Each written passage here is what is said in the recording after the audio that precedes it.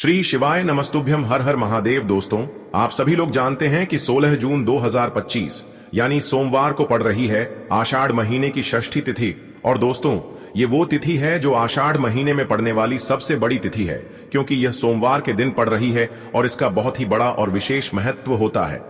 पूज्य गुरु जी ने कहा है, अगर कभी भी मौका लग जाए और आषाढ़ महीने की षष्ठी तिथि सोमवार को पड़ जाए तो आप लोगों को 108 चावल के दाने का उपाय तो अवश्य ही करना चाहिए। इन दोनों का संयोग बहुत ही कम आता है।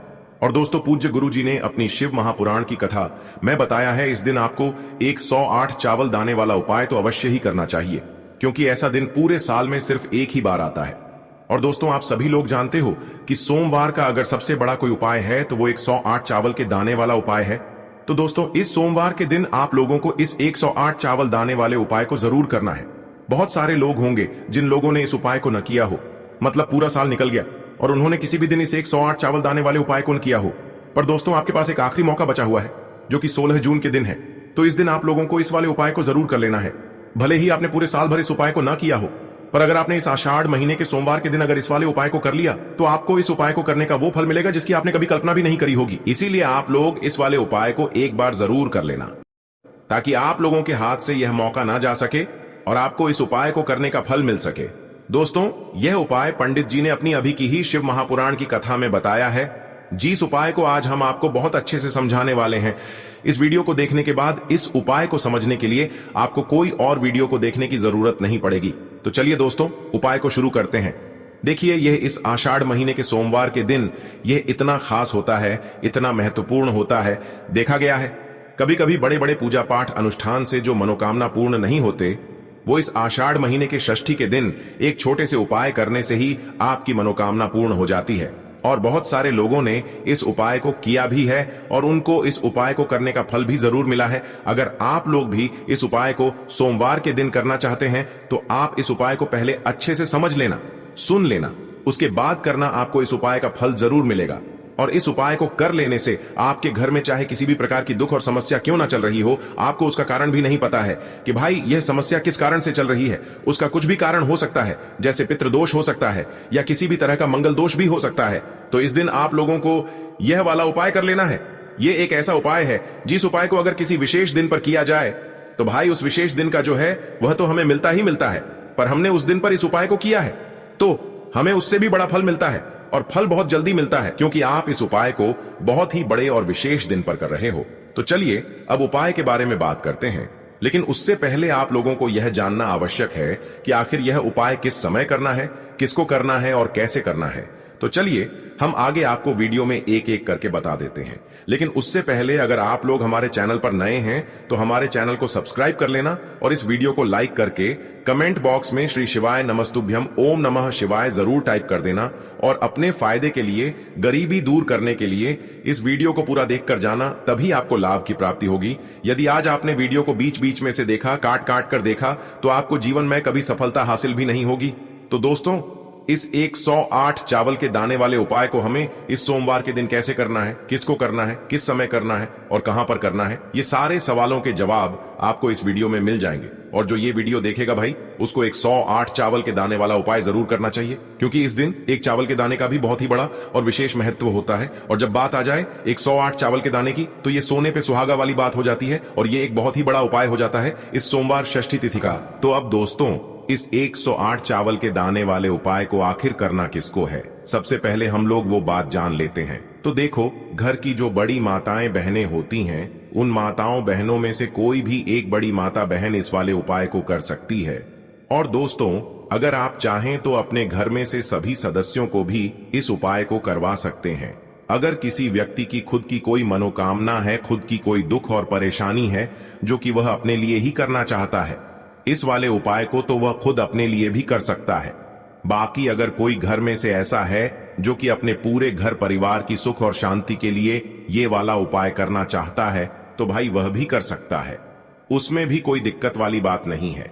कहने का मतलब ये है कि इस उपाय को हर एक सदस्य भी कर सकता है और पूरे घर परिवार के सदस्य के लिए घर की बड़ी माताओं बहनों में से कोई एक माता बहन भी कर सकती है।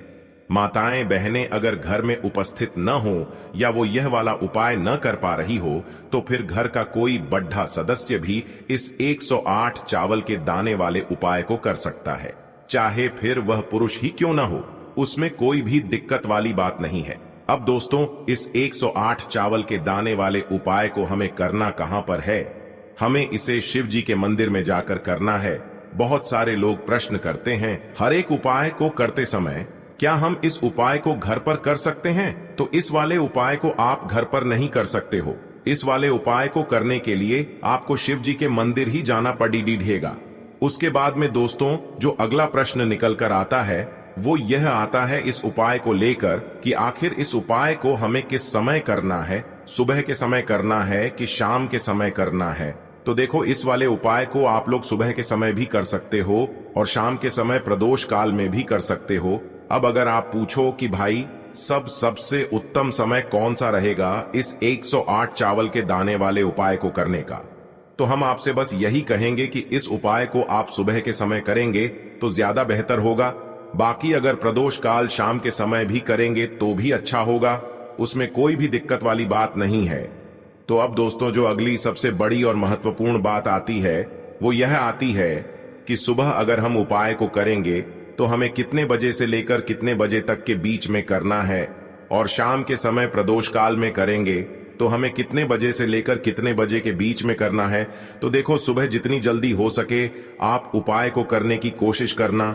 बाकी अगर किसी कारणवश लेट भी हो जाओ, थोड़ी देर भी हो जाए तो 10 या 11 बजे तक भी आप उपाय कर लेना, पर 12 बजे से ज्यादा देरी ना हो, ठीक है? इस बात का ध्यान रखना। उसके बाद में दोस्तों, अगर शाम के समय प्रदोष काल की बात करें, प्रदोष काल का जो समय होता है वो शाम के 6 बजे से शुरू हो जाता है। मतलब शाम के 6 बजे से लेकर 7 बजे के बीच का जो समय होता है ये समय प्रदोष काल का समय होता है। पर अभी जो मौसम चल रहा है, इस मौसम में जो है शाम बहुत देरी से होती है, तो आप इस उपाय को 7 या 8 बजे के बीच में भी कर सकते हो। मतलब शाम के 6 बजे से रात 8 बजे के बीच में आप कभी भी इस वाले उपाय को कर सकते हो, उसमें कोई भी दिक्कत वाली बात नहीं है। अब दोस्तों, यहाँ पर इस उपाय को लेकर एक और सबसे बड़ी बात ये निकल कर आती है कि इस 108 चावल के दानों को हमें लेना कहाँ से होता है, और हमें इस उपाय को करने के साथ में क्या और कुछ भी सामग्री ऐसी होती है जो शिव जी के मंदिर लेकर जानी पड़ती है। तो देखो, यहां पर हम आपको बता दें, सबसे पहले आप लोग यह जान लो कि यह जो 108 चावल के दाने वाला उपाय है, सिर्फ और सिर्फ आप उपाय की सामग्री लेकर कभी भी शिव जी के मंदिर मत जाना, क्योंकि हमें भगवान के सामने यह नहीं दर्शाना है कि अगर हम भगवान शिव जी के मंदिर आए हैं तो अपने फायदे के लिए आए हैं। तो इसलिए जो भी पूजन सामग्री है, उपाय सामग्री है, 108 चावल के दाने, इसके साथ में आपको पूजन सामग्री भी जरूर लेकर जाना है। देखो, अगर सुबह के समय उपाय कर रहे हो तो सीधी सी बात है, 1 लोटा जल तो आप लेकर जाओगे ही जाओगे। वही 1 लोटा जल अगर मिट्टी का जल हो तो बहुत अच्छा रहेगा। मिट्टी का जल कैसे बनाया जाता है, इसके लिए हमने पहले से बहुत सारी वीडियोस बना दी है। आपके पास इस दिन एक आखिरी मौका रहेगा मिट्टी का जल शिव जी पर चढ़ाने का और उपाय को करने का। बहुत बड़ा आपको इस दिन फल मिलेगा। तो इसलिए इस दिन हो सके तो भाई मिट्टी का जल चढ़ाना तो अपने साथ में कम से कम 1 लोटा जल तो आपको लेकर जाना ही जाना है। अगर मिट्टी का जल नहीं है तो घर का जल भी आप इस्तेमाल कर सकते हो। इसके अलावा जो भी पूजन सामग्री है, देखो 108 चावल के दाने ये अलग आपके रहेंगे, और जो आपकी पूजन सामग्री रहेगी वो अलग रहेगी। पूजन सामग्री में आप जो भी चीज लेकर जाना चाहे वो लेकर जा सकते हैं, उसमें कोई भी दिक्कत वाली बात नहीं है।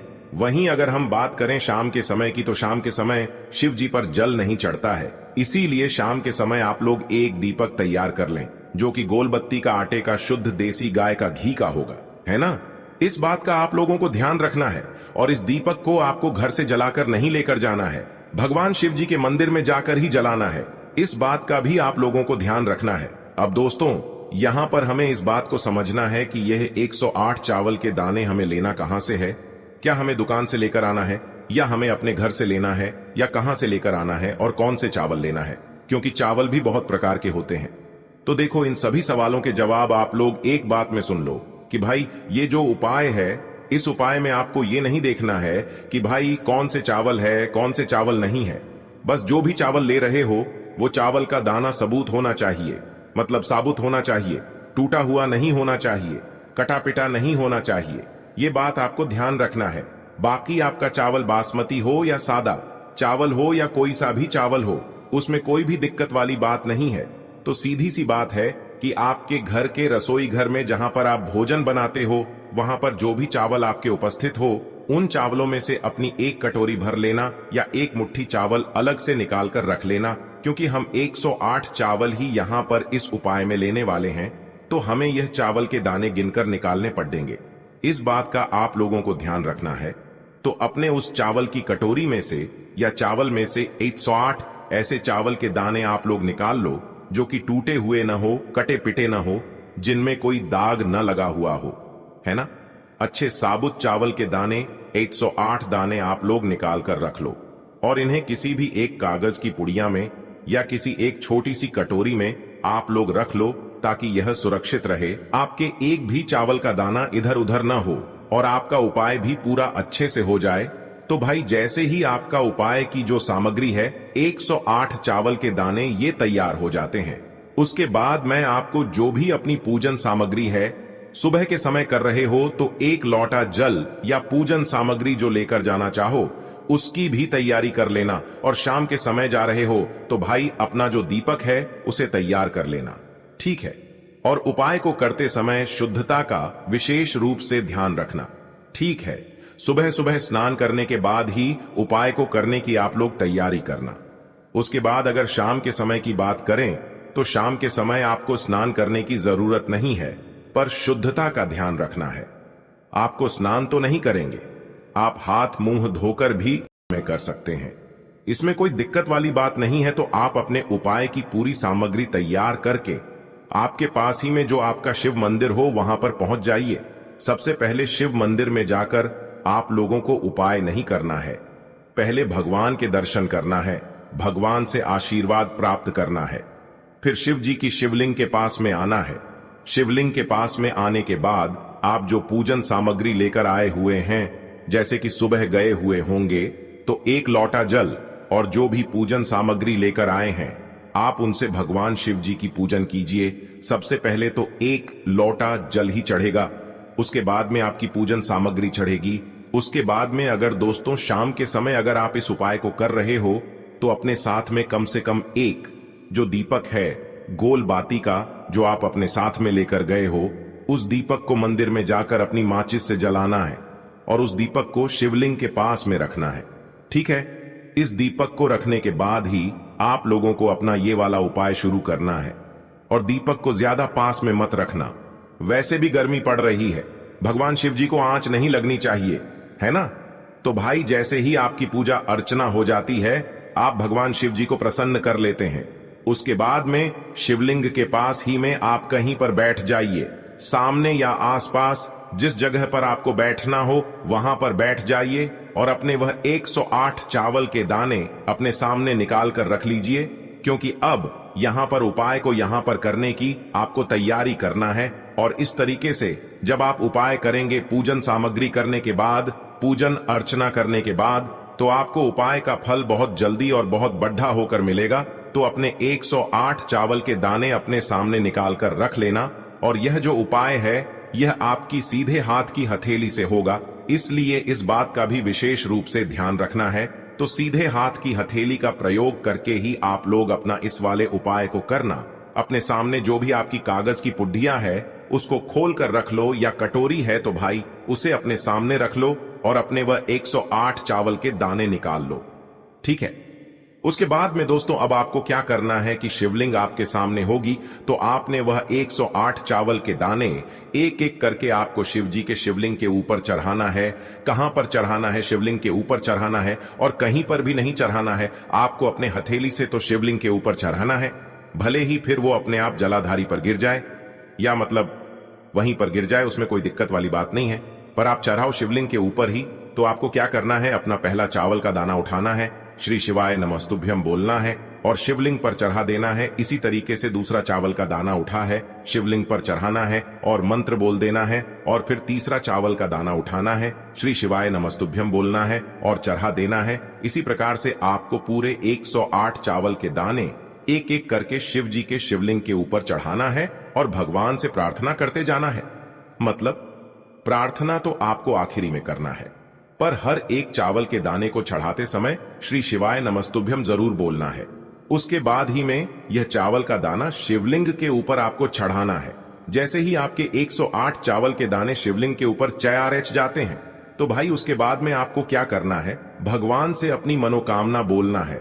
मनोकामना भी कब बोलना है, जब आपका 108 चावल का दाना आपके सीधे हाथ की हथेली में हो और आप उसे चढ़ाने के लिए जा रहे हो। श्री शिवाय नमस्तुभ्यम बोलकर उस आखिरी चावल के दाने को शिवलिंग के ऊपर चढ़ा देना और भगवान से फिर अपनी वह मनोकामना बोल देना, जिस मनोकामना के लिए आप लोग अपना यह वाला उपाय कर रहे हो। जिस भी दुख और परेशानी के लिए आप लोग अपना यह वाला उपाय कर रहे हो, उसके बाद में जैसे ही आप अपनी मनोकामना बोल देते हो, आपका यह वाला उपाय पूरा हो जाता है। पर दोस्तों, उपाय को करने के बाद आप लोगों को 2 मिनट भगवान शिव जी के मंत्र का जाप जरूर करना है और मंत्र का जाप करने के बाद भगवान से एक और बार प्रार्थना करना है अपनी मनोकामना के लिए या अपनी जो भी दुख और परेशानी है उसके लिए। इसके बाद में आप लोग भगवान को देखकर भगवान से प्रार्थना करके उनसे आशीर्वाद लेकर वहां से उठ सकते हैं और अपने घर पर जा सकते हैं। बस दोस्तों, यहां पर यह वाला उपाय पूरा हो जाता है। इस तरीके से जो भी व्यक्ति छोटी छोटी चीजों का ध्यान रखते हुए इस 108 चावल के दाने वाले उपाय को करेगा, निश्चित सी बात है उसे उसकी मनोकामना जल्द ही पूर्ण होगी और जो भी दुख और परेशानी है वो भी बहुत ही जल्दी दूर होंगे। और दोस्तों, अगर आपको हमारी ये वीडियो पसंद आई हो तो हमारे इस वीडियो को लाइक और चैनल को सब्सक्राइब जरूर करें। हर हर महादेव, ओम नमः शिवाय।